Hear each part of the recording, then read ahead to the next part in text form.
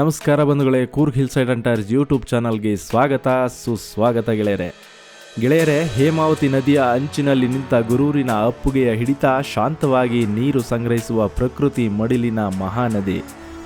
ಪರ್ವತ ಹೊನ್ನಿನ ಹನಿ, ಹಳ್ಳಿಗಳ ಬದುಕಿನ ತಾಯಿ, ಬೆಳೆ ಬಯಲಿಗೆ ಜೀವ ಬಿಂದು, ಕೃಷಿ ಕನಸುಗಳ ನೆರಳ ಮರ ಈ ಗೊರೂರು ಅಣೆಕಟ್ಟು. ಗೇಟು ತೆರೆಯುತ್ತಾ ಕುಪಿತನಂತೆ ಹಾರುವ ನೀರಿನ ಗರ್ಜನೆ, ಜನ ಮುದ್ದಾದ ದೃಶ್ಯಕ್ಕೆ ಸಂತಸ ತುಂಬುವ ಸಂಭ್ರಮನೆ. ಹಸಿರು ಹೊಲದ ನಡುವೆ ಆಕಾಶದ ನೀಲಿಯ ಎದುರು ಸಂಜೆ ಸೂರ್ಯನ ಹೊಳಪು ಜಲದ ಮೇಲೆ ಚಿತ್ರ ಬಿಡಿಸುವ ಗೊರೂರಿನ ಮಡಿಲಲ್ಲಿ ಸೌಂದರ್ಯದ ಮಂತ್ರ ಹಾಡಿದೆ. ಎಲ್ಲರ ಮನಸ್ಸಲ್ಲಿ ಮಧುರ ನೆನಪು ಮೂಡಿದೆ. ಹೌದು ಗೆಳೆಯರೆ, ನಾವಿವತ್ತು ಬಂದಿರೋದು ಹಾಸನ ಜಿಲ್ಲೆಯಲ್ಲಿರುವ ಗೊರೂರಿನ ಹೇಮಾವತಿ ಜಲಾಶಯದ ಅಣೆಕಟ್ಟಿಗೆ.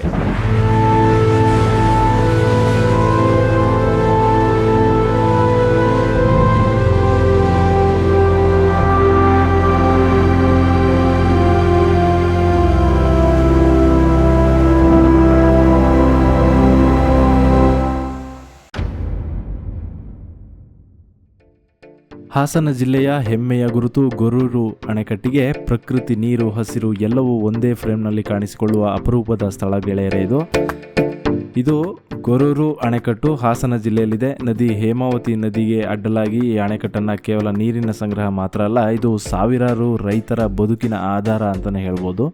ಈ ಅಣೆಕಟ್ಟು 1970ರ ದಶಕದಲ್ಲಿ ನಿರ್ಮಿಸಲಾಗಿದೆ.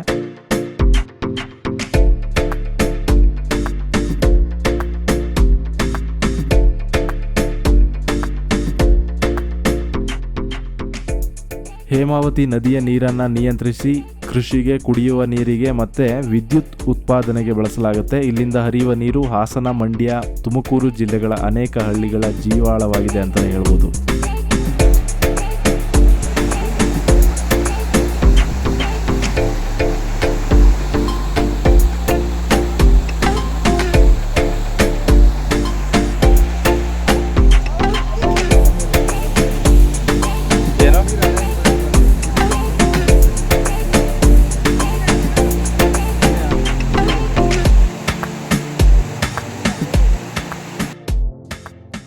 ಬಂಧುಗಳೇ, ಮಳೆಗಾಲದಲ್ಲಿ ಗೊರೂರು ಅಣೆಕಟ್ಟು ಒಂದು ಪ್ರಕೃತಿಯ ಅದ್ಭುತ ಆಗಿ ಬದಲಾಗುತ್ತೆ.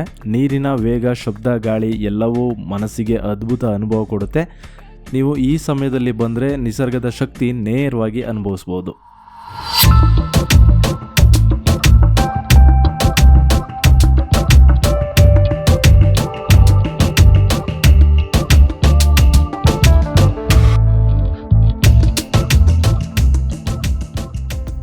ಬಂಧುಗಳೇ, ಈ ಅಣೆಕಟ್ಟಿಗೆ ಖರ್ಚು ವೆಚ್ಚಗಳನ್ನು ನೋಡೋದಾದರೆ ಇದರ ಅಂದಾಜು ಮೊತ್ತ 3877 ಕೋಟಿಗಳು. ಅಂದರೆ 2007-2008 ದರದಲ್ಲಿ ಇದರ ಅಂದಾಜು ಮೊತ್ತ 3877 ಕೋಟಿ ರೂಪಾಯಿಗಳನ್ನು ಖರ್ಚು ಮಾಡಿ ಇದನ್ನು ಕಟ್ಟಲಾಗಿದೆ.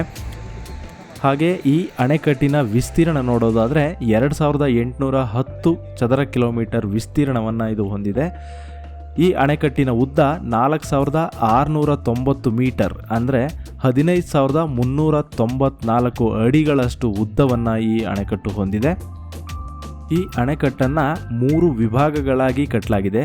ಅದು ಹೇಗೆ ಅಂದರೆ, ಮಣ್ಣಿನ ಅಣೆಕಟ್ಟಿನ ಉದ್ದ 3307 ಮೀಟರ್, ಅಂದರೆ 10850 ಅಡಿಗಳಷ್ಟು ಉದ್ದವನ್ನು ಬರೀ ಮಣ್ಣಿನ ಅಣೆಕಟ್ಟನ್ನು ಕಟ್ಟಲಾಗಿದೆ.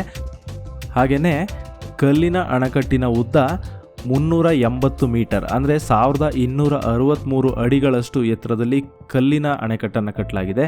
ಹಾಗೆಯೇ ಸ್ಯಾಡಲ್ ಅಣೆಕಟ್ಟಿನ ಉದ್ದ 1000 ಮೀಟರ್, ಅಂದರೆ 3281 ಅಡಿಗಳಷ್ಟು ಇದೆ. ಹಾಗೆಯೇ ಅಣೆಕಟ್ಟಿನ ಗರಿಷ್ಠ ಎತ್ತರ 4450 ಮೀಟರ್, ಅಂದರೆ 140 ಅಡಿಗಳಷ್ಟು ಎತ್ತರವನ್ನು ಈ ಅಣೆಕಟ್ಟು ಹೊಂದಿದೆ.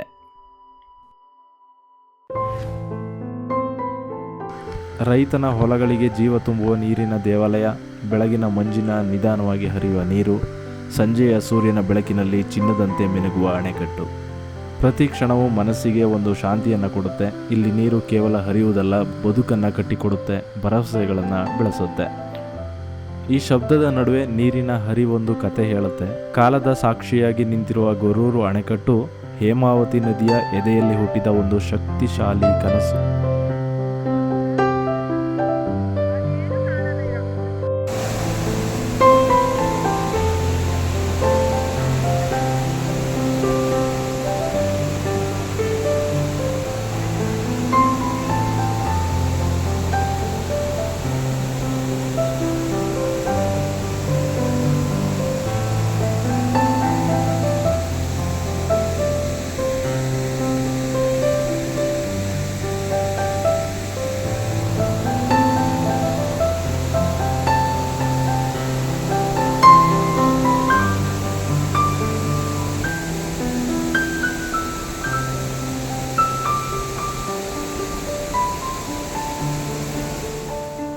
ಮಳೆಗಾಲ ಬಂದಾಗ ಈ ಅಣೆಕಟ್ಟು ಪ್ರಕೃತಿಯ ಶಕ್ತಿಯನ್ನು ನೆನಪಿಸುತ್ತೆ. ಗುಡುಗು, ಗಾಳಿ, ನೀರಿನ ವೇಗ ಎಲ್ಲವೂ ಒಂದೇ ರೀತಿಯ ಸಂಗೀತ ಕೇಳಿಸುತ್ತೆ ಗೆಳೆಯರೆ.